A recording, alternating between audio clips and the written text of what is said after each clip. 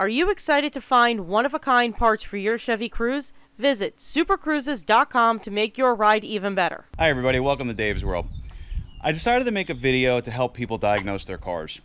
I pretty much get constantly asked what could be wrong with the car and what direction should I go in. Most of the time it's the car's running like crap, the car's misfiring, or it might be smoking a little bit, or it might be running fine but makes a noise. A lot of times I always go right to the spark plugs, so we check to make sure what the gap and the plugs look like, and then a lot of times I go right to a compression check so I can see how the engine is doing internally. The reason I do that is on the Gen 1, a lot of times you could have a head gasket problem or a warped head because maybe a previous owner was overheating the engine for quite some time and the head finally warped and you lose compression because of it. And on a Gen 2, I always like to make sure that the pistons are not cracked, which is a very common problem. So I always do a compression check on both engines. A lot of people do not know what a compression tester looks like, how a compression test should be performed, or how to diagnose injector and spark plug problems. So I'm going to show you guys really quick in this video how to do it. I think what I want to do is let's start with my Gen 2. On the Gen 2, you have 4 coils. This would basically be cylinder 1, 2, 3, and 4. Now on the Gen 1, you have 1 coil that supplies all 4 cylinders. So it's just one long coil. What I'm going to show you first is how to test for your spark.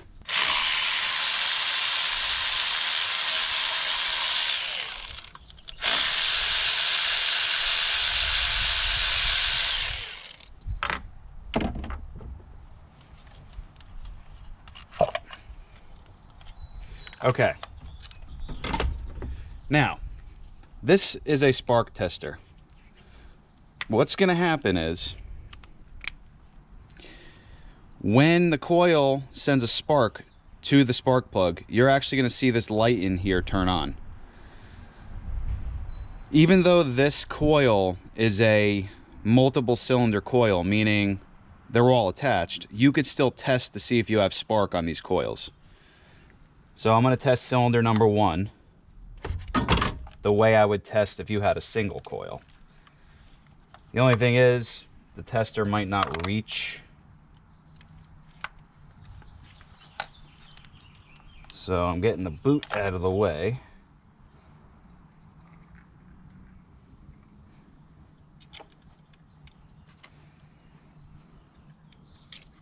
This will work too. I might just throw some electrical tape on it. I'm adding this into the video. The toolkit that I'm coming out with for everyone is going to have this specific spark tester in it. It's longer, so it'll actually reach into the boot on the Gen 1. So this will work on the Gen 1 Cruze without having to modify anything. Okay, so I taped the spark tester to the spring into the coil, so when Geraldine cranks the engine, we should see this light up, indicating that spark is actually good. Go ahead, Geraldine. Alright. Okay, that's perfect. Alright, so I also wanted to show the Gen 2 guys, and on this car, you're going to test each coil individually. Alright, Geraldine, go ahead. Okay, feel it. Okay, I'm standing in the garage because I decided to do this on a 90-degree day and it's pretty hot in the driveway. So, you saw that the first cylinder in that coil lit up my tester. I know it's not perfect, but it's letting me know that the coil is putting out spark. It's actually pretty strong, that's why the light's bright.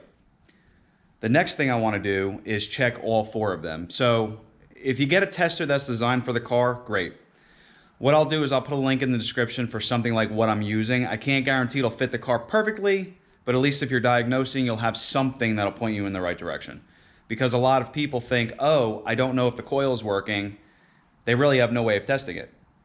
Another thing you could do is take the coil out and put the plugs in the coil, and you could actually see spark jumping across the plug.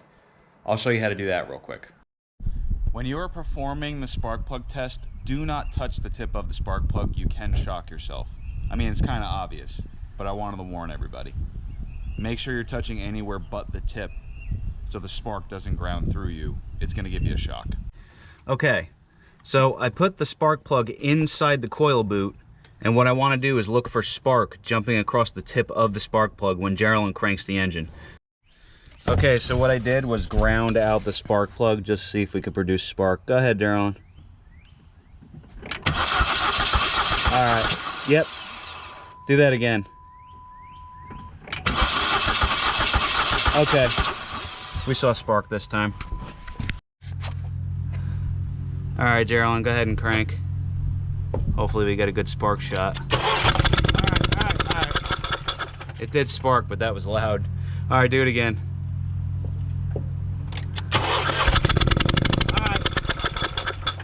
So this time around, we saw spark. What I had to do though was ground out the spark plug. Because the valve cover is plastic, spark wasn't jumping because there was nowhere for it to go. So it didn't jump across the diode on the spark plug because it had no path of least resistance, so it just stayed in the coil. So once I grounded it out, it jumped across, went through the body of the coil, and then made it to ground. So that's why you were able to see spark. So another thing I wanted to add to the video is a lot of people do not know what it means when I say clean your spark plug. One of the things that can be happening to cause an engine to have a problem is your spark plug could be having a firing issue. You might test everything and your spark plug might be perfectly fine with the tester, and you might see spark jump, but it might not be good spark. What happens is the outside, these threads basically ground the plug and the spark jumps between the diodes. So you see all this corrosion. This is one of the old spark plugs that came out of cruise missile. You might have a spark issue. So in my kit, I'm gonna have sandpaper. When I say clean your spark plug, basically what I want you to do is hit the threads a little bit, because the cleaner the threads are, the better connection you'll get. I want you to take the sandpaper, fold it, and then I want you to basically clean the bottom of this part and the top of the tip of the plug. Now, a lot of times this will clean up the plug enough that it can be reused.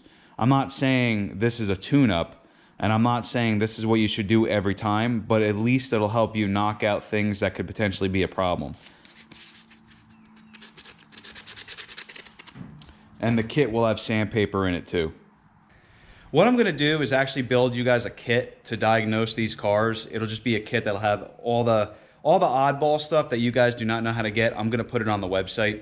It probably doesn't exist while I'm filming this video right now, but in the future it's going to exist, so just keep an eye for, I guess, like a diagnostic tool section.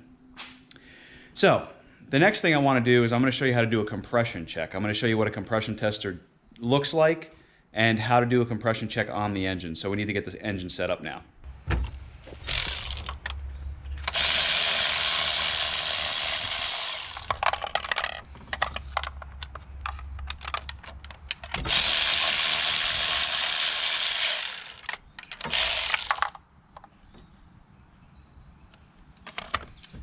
I see a little something in there. I can't get that little piece of plastic out of there, so I'm gonna go grab a vacuum cleaner and see if I can just suck it out.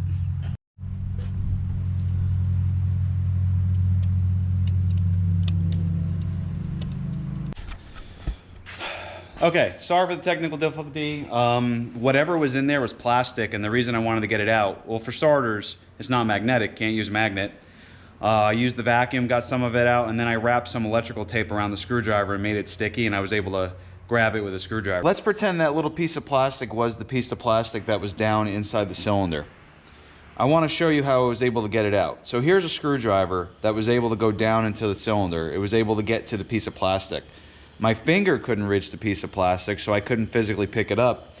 And the vacuum cleaner I was using wouldn't suck it out, so I had to come up with something. So what I did was I took the screwdriver and I kept the sticky side outward. So what I had to do was put the sticky side on the screwdriver, wrap the sticky side around the screwdriver a couple times. Then what I did was wrap the screwdriver backwards. So as I'm wrapping it backwards, what it's doing is putting the sticky side on the outside of the screwdriver. And now that I put the sticky side on the outside of the screwdriver, I'm able to pick up things that are not magnetic. And that's how I was able to pull the part out of the cylinder spark plug hole, whatever you want to call it. The reason why you want it out of there is if you pull your spark plug out, that piece of plastic goes right inside the engine and you could damage your engine that way. So had to make sure it was free and clear. Let's go look for my compression tester and then I can show you guys how to do a compression check. I don't remember exactly where I have it. Oh, right here, okay. So this guy is our compression tester. So I'm gonna go set it up and then I'll show you guys how to do this.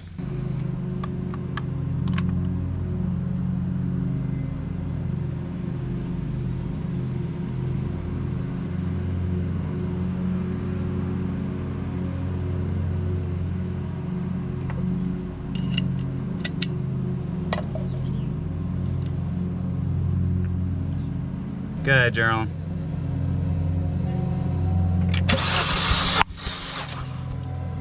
Do that again, keep going.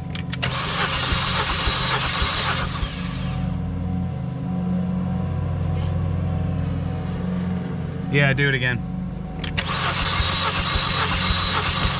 Okay. Okay, so my neighbor decided to cut his grass. He cuts his grass about 12 times a week, so I had to stop real quick. So I did the compression checks while he was doing it. I turned the camera off because it was just driving me crazy. But this is what you should be doing. Basically, get yourself a piece of cardboard and write down how many cylinders you have and test each cylinder, okay? Now there's always gonna be a variation. So sometimes they'll be identical, sometimes they'll be a little higher, a little lower. But what you wanna see is they're within a percentage of each other. This to me is a healthy engine. But for example, if I saw this one at 0 or 50 or maybe 100, and I saw the other cylinders, you know, at where they're at, this would indicate that you have a problem on, let's say, cylinder 1. If I saw cylinder 1 had 180, and then I saw the rest of them had very incredibly low numbers, this would indicate that, you know, it's probably a good chance you might have a bad head gasket and the head is warped, so these 3 cylinders are not sealing. But if you see completely 0, a lot of times that means you probably have a cracked piston. So on the Gen 2, if you have 0, just completely 0, it could be a cracked piston. On the Gen 1, you'll see pressure, but usually if it's very low, but you're getting pressure, it's most likely a head gasket. Now, it could also be weak or broken valve springs. So if you're seeing anything like that internally, either way, the valve cover has to come off, and you want to look at your camshafts, make sure they're not worn. You want to look at your valve springs. Actually, a worn camshaft would give you good compression, but it will give you a misfire because the valves are actually not opening because the camshaft is worn. It can't actually actuate the valves. So there's a couple reasons why you do a compression check. It actually catches a lot of things. So the next thing I want to show you is how to check your spark plug gap. Okay, the next thing we're doing is checking our spark plug gaps, and what you need is a feeler gauge. There are tools out there to let you know what the gap is, but I like to use a feeler gauge. We want to use about, like on here it'll say 0.024. You might not be able to see that on camera, but that thickness is what the gap on the spark plug should be. On these, I believe I set them up as a 0.025 if memory serves.